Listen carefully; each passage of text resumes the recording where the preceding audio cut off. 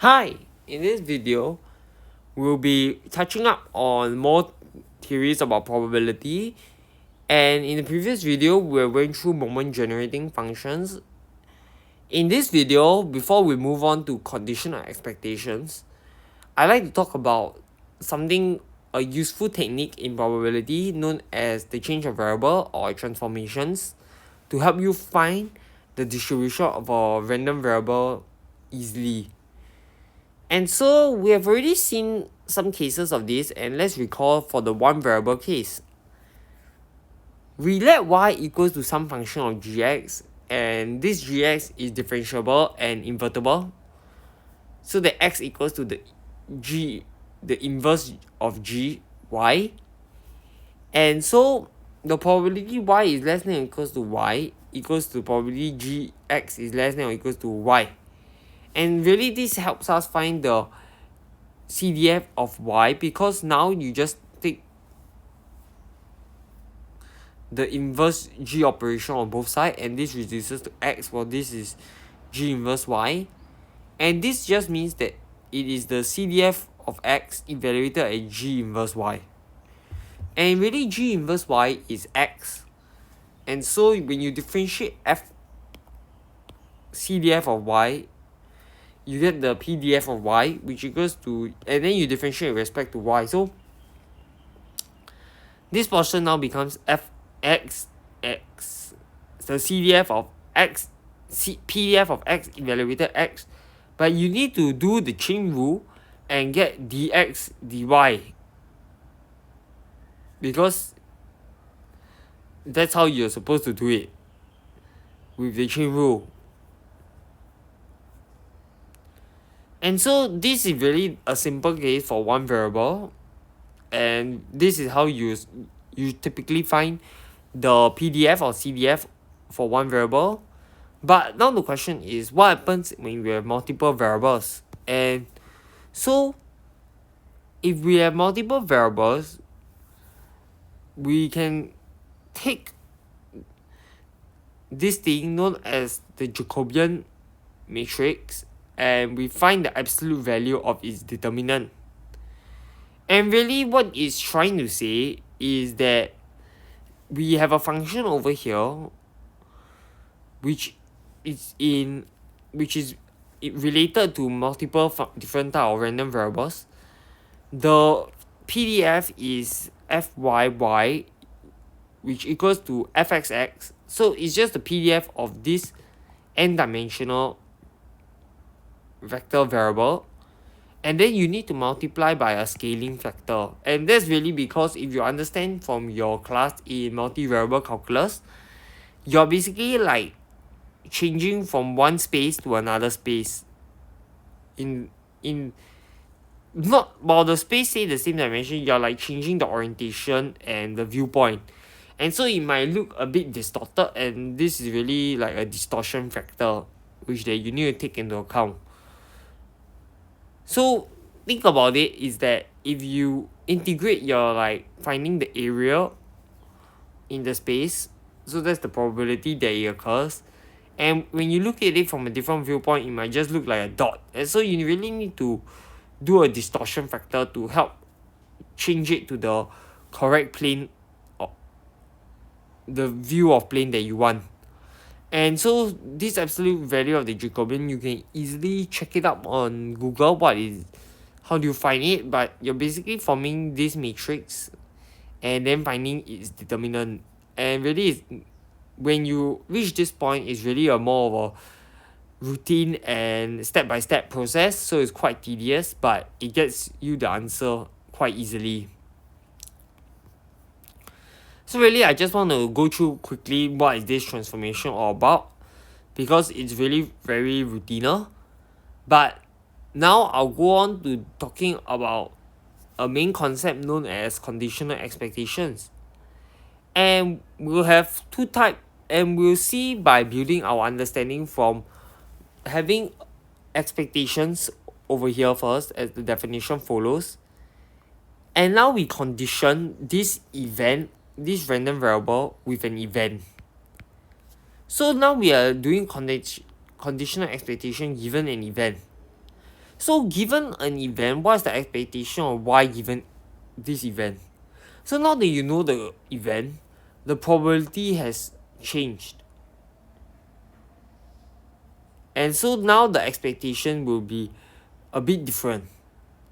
For continuous, is instead of just taking sum, you just take integral, and basically you need to use the conditional distribution in this case now. And so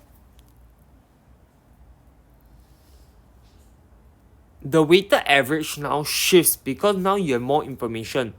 For example, I roll a dice and I want to know what is the expected value of the dice. Without any conditioning, it will be 7/2. But now let's say I know that the event that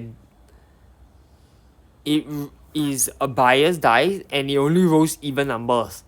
Then of course it can only take 0, 2, 4 or 6. Or it can only take 2, 4 or 6. And so the expectation now is 4. But the thing about it, it is still an expectation. And so while the event inside changes, we have all the properties of expectation still. And so now expectation of y1 plus y2 given an a is just expectation of y1 given a plus expectation of y2 given a. And so what you really need to be careful of is that you must ensure that the conditioning stays there. So you can take the sum and it will be broken down, and you take the scalar product of it, you can take out the scalar. So it's still linear basically because it is still dealing with the expectation function.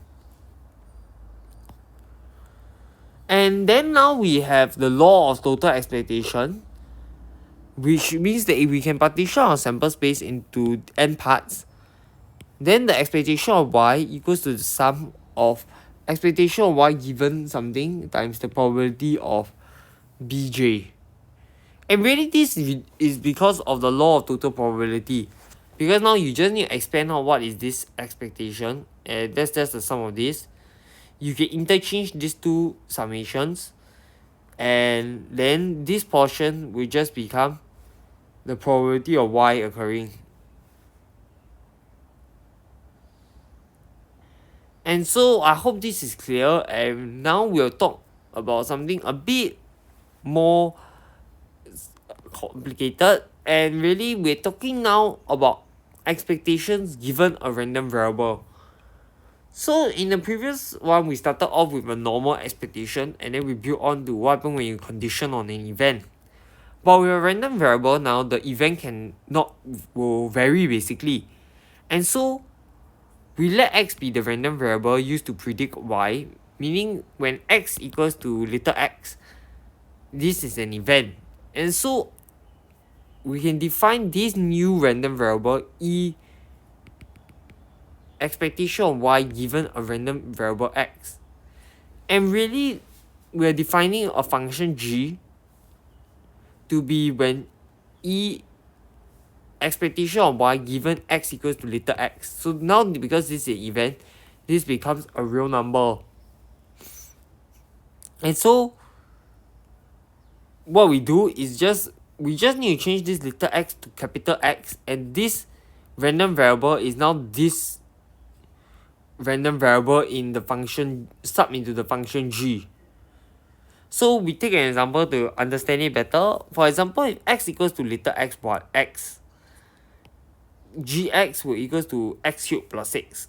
So now the expectation of e given a random variable x, capital X, we just need to change this little x to a capital X, and we are done. And we can see that because it is a function of a random variable, this is a random variable. This conditional expectation is a random variable basically.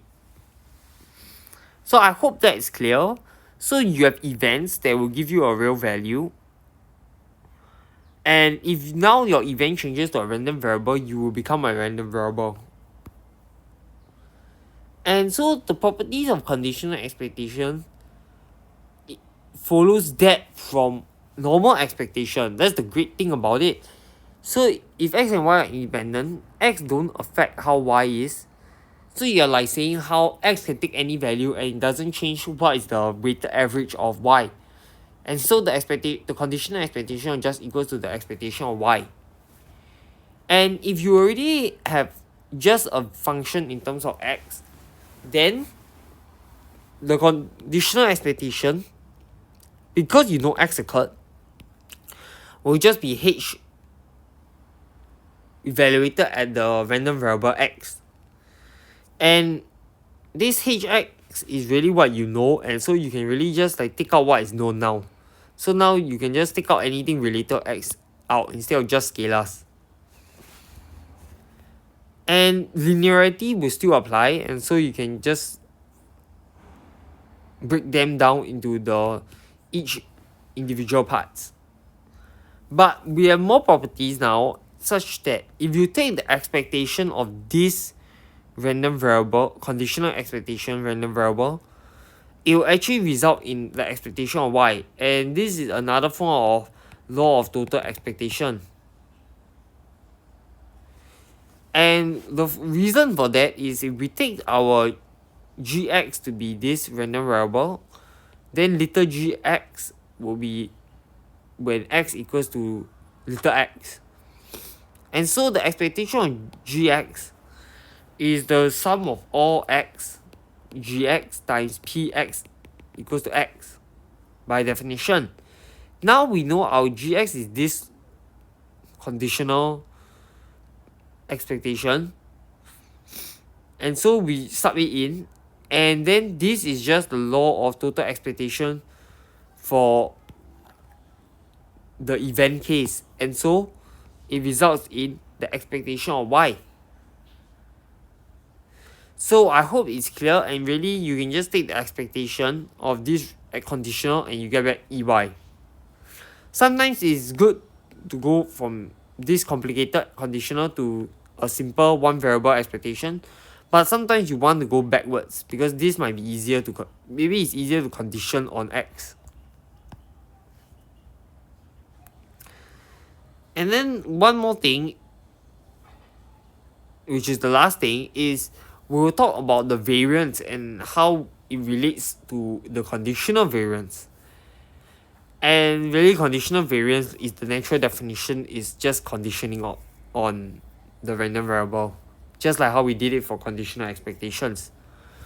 And so this is known as the law of total variance, and really it says that the variance of y is equals to the expectation of the variance of y given x plus the variance of x of the expectation of y given x. And what it really tries to show is that the variance or variability is, you have to take the within group variability. So this is the variance within all the different groups, and then you take the expectations, plus now you're taking the variance between the between groups. So this is like each group, now you take 1 point, the weighted average, and then you see the variance. So the total variance is the one within group plus the one between the groups. And the proof really follows from using this idea, and you can read it here, so it should be quite clear how it works, because now you just need to expand out what is variance as follows. And then when you take the expectation, you get this, because this is just double e of this thing, which is just ey squared. This thing, expectation of this is just going to be the following over here, and now y can be subbed in. And so yeah, it's quite clear how the variance formula comes about, because now you find this portion first, which is this, and then you want to find the variance of ey given x, and this is just gx, so this is just expectation of gx squared minus gx gx whole thing squared. And so this portion, when you add them up, will cancel out, and really you get ey squared minus this. And so that results in the variance of y. Yeah, so I hope that's clear. So you might be thinking, why is this ey? Well, I'll just write out over here. So e of gx whole thing squared is the e, and gx is e of y given x. So this portion just reduces to ey. So yeah, that's about it. So that's all for conditional expectation, and I hope you've learned from it. So now that you understand conditional expectation, we'll go on to the very end of the course, which is really talking about our inequalities and limit theorems in probability. So I'll catch you in the next one. Bye.